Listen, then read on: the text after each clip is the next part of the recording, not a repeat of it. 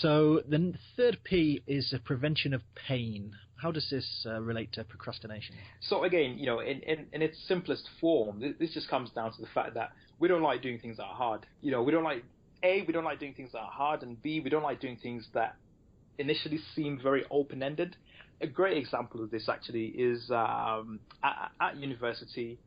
You'll have a dissertation question, or you'll have to write an essay about something. Now, lecturers, professors, they have this crazy ability to make things as open-ended as possible.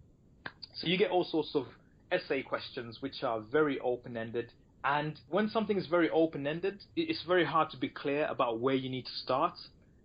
Maybe I can think of an example question. For example, you might, if you're taking if you're taking a physics class, and they might ask, how do you calculate the mass of the moon, or how would you build a space elevator, or something open-ended like that. Or if it's something in the arts, or if it's something in literature, they might say, what does Lady Gaga tell us about society today? Just really open-ended questions. And prevention of pain is the concept that we don't like doing things that are going to stretch us. We don't like doing things that are going to take a lot of effort. We would rather do things that are really simple.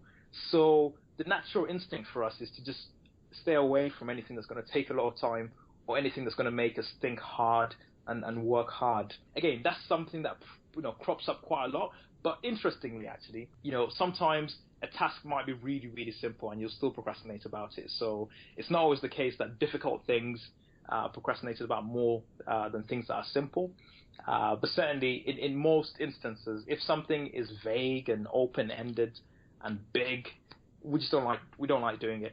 And on applications where you've got 200 words to think of an example of where you've shown leadership, or yes, even though they're quite specific, it's still difficult to trawl through your memory and think of a specific example to use. So absolutely, it's painful and it's difficult to do. So you end up putting it off and kicking it into the long grass. Exactly, and that's the nature of being human. We'd rather take the path of least resistance, and unfortunately, a lot of important work and meaningful work does have a lot of resistance, and we just have to work out ways of overcoming that resistance.